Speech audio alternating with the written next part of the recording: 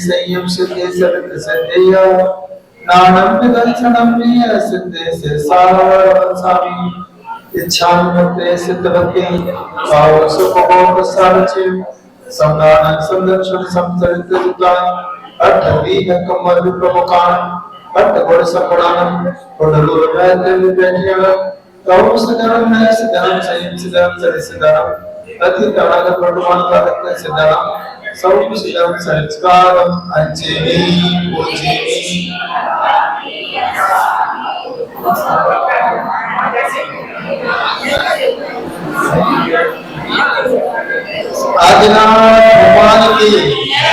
आदिनाथ भगवान की महावीर स्वामी भगवान की पार्श्वनाथ भगवान की अनंतानंद सिद्ध प्रवेश भगवान की आचार्य मानतुम स्वामी जी की चक्रवर्ती आचार्य शांति सागर जी महाराज की रामाचार्य पुष्पदत्त सागर जी महाराज की महापद की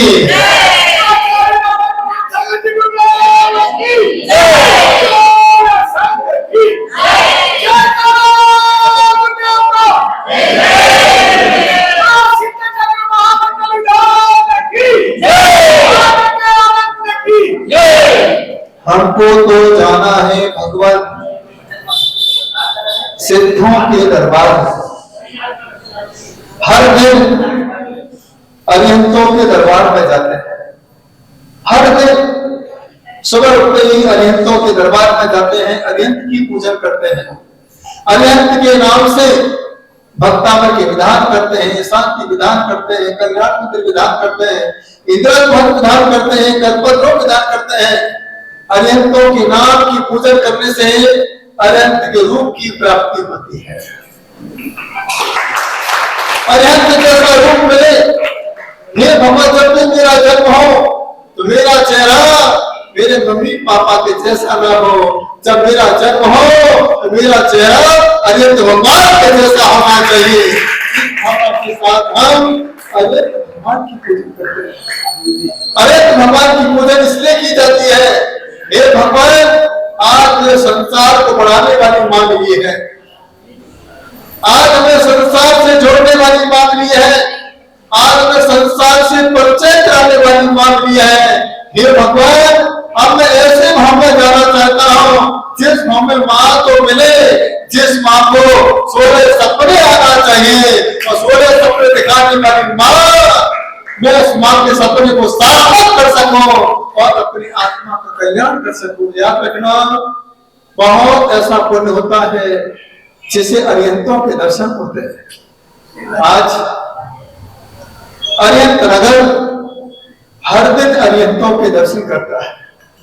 आज छोटे छोटे बच्चों से लेकर बड़े बड़े युवा, मैंने कल शाम को देखा छोटे छोटे बच्चे 4 साल 5 साल 6 साल 7 साल 8 साल 9 10 11 सारे बच्चे एक साथ आ गए। ऐसा लगा जैसे स्कूल पढ़ने आया हो।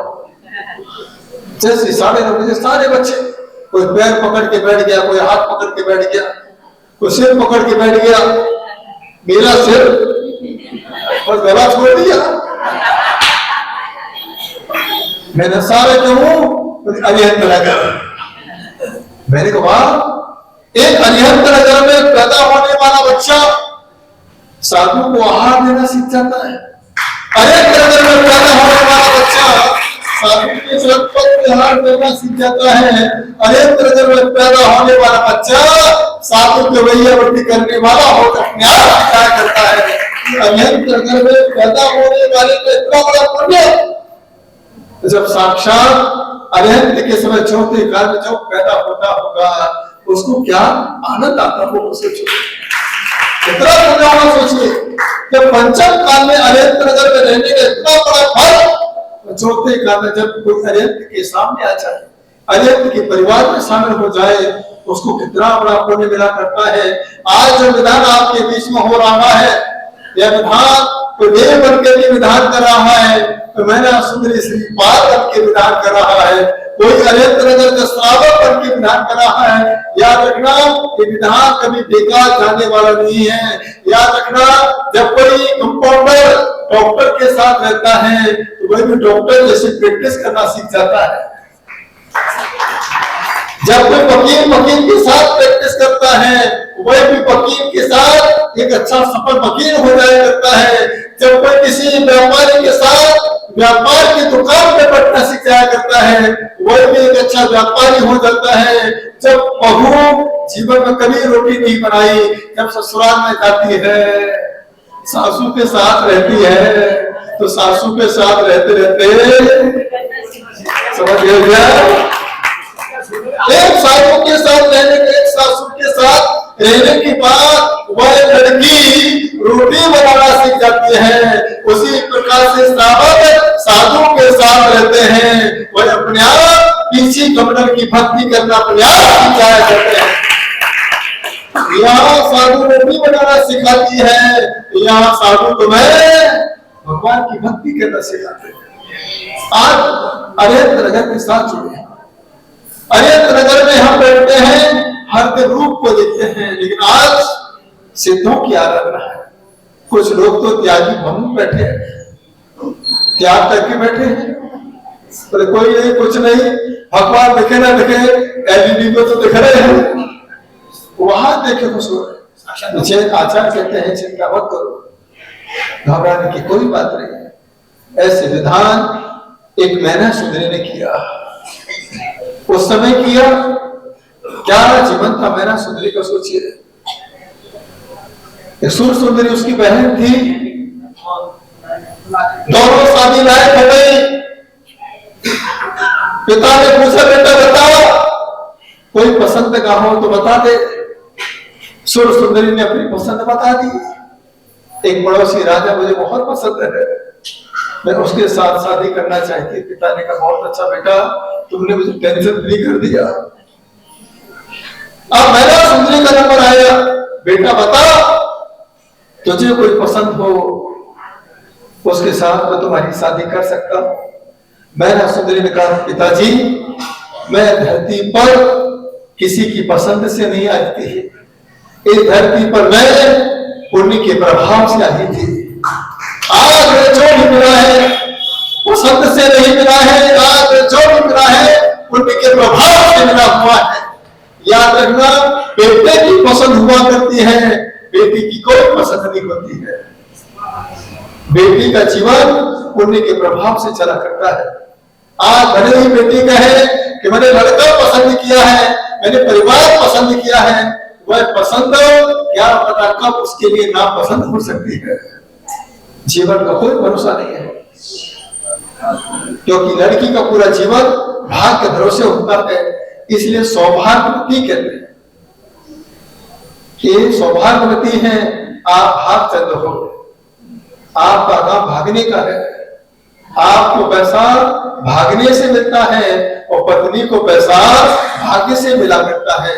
सात मंजिल पर किसका अधिकार है?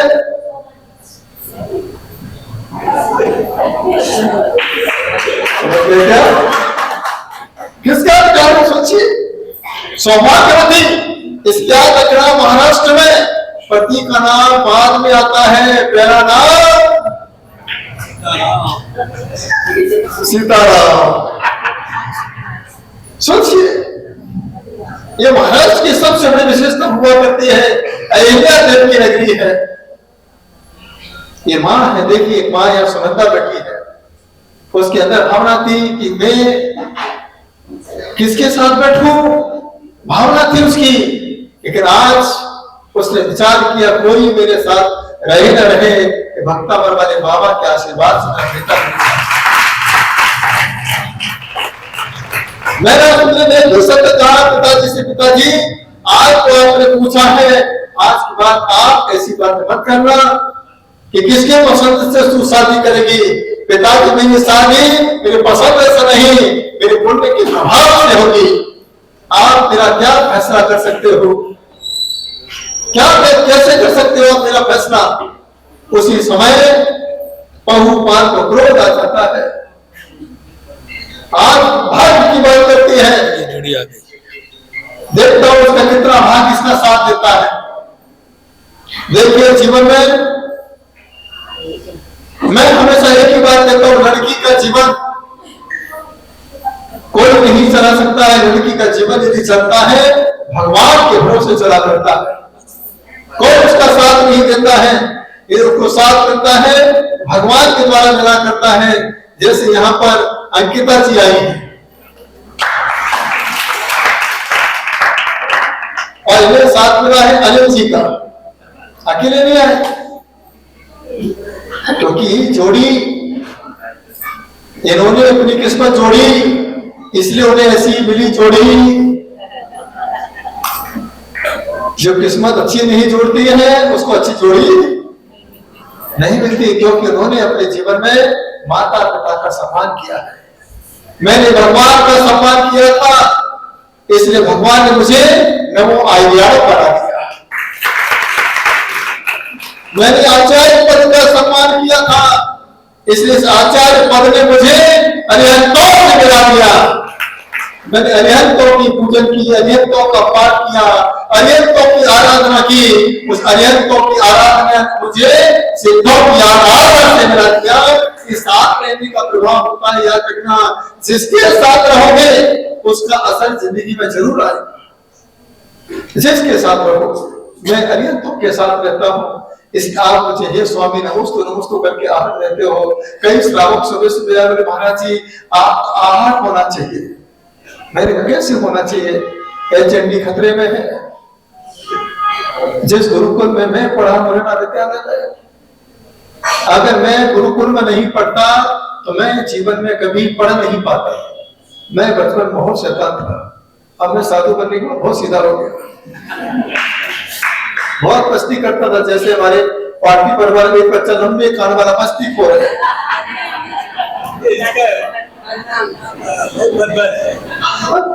जो बच्चे बचपन में चित्रा से नहीं करते हैं वो बड़े होकर उतरे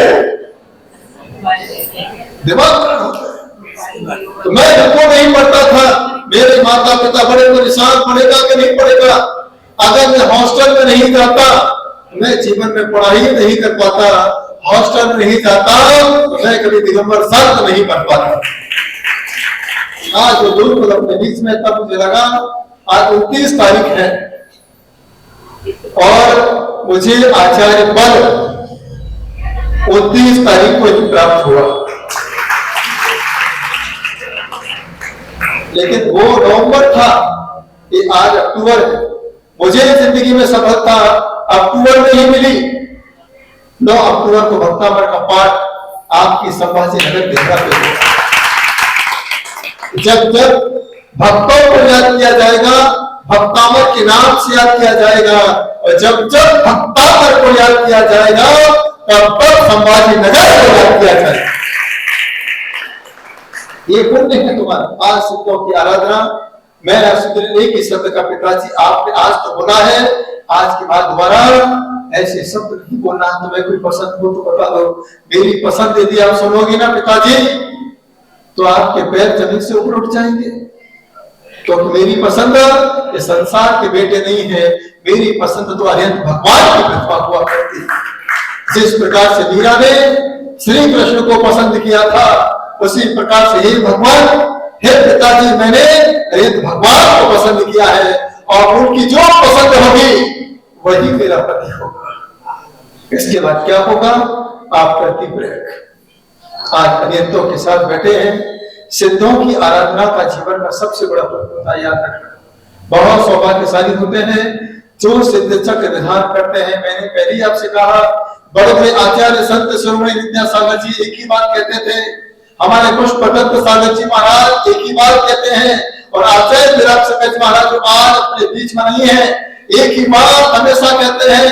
आचार्य कुंड सागर जी महाराज की पूरी परंपरा के संत एक ही बात कहते हैं, अपने जीवन काल में पैसा ना हो तो पानी मिल जाए तो पानी की धारा से अष्टांगिका में सिद्ध चक्र विधान कर लेना।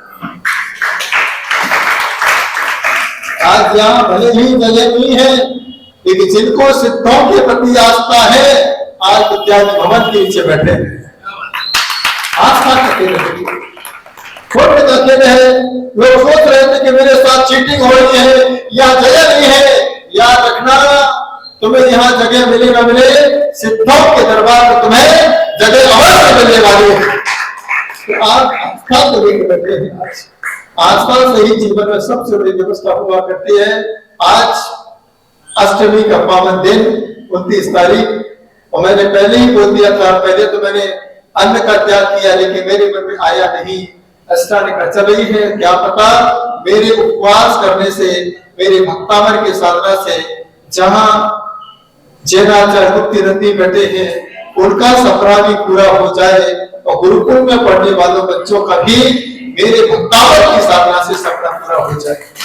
इसी भावना के साथ इस जीवन में यही मैं भक्तों को आशीर्वाद देता हूँ। ये विधान बहुत प्रभावशाली है। अपने बच्चों को भी इस विधान में जरूर बिठाना। भले को ये करके चढ़ा है, जल्दी जाना है बेटा जल्दी जा, लेकिन ये करने का स्वाहा करके जा। आज या बहुएं बैठी है या छोटी छोटी बेटियां बैठी हैं, क्या पता ये कर उनके जीवन की किस्मत बदल। क्या पता अंकिता जी का पुण्य आया, आज उनको अंकित मिल गए, अनिल जी मिल गए। अनिल जी है ना, अनिल जी हैं, और क्या विधाते, ये इनके विधाता है।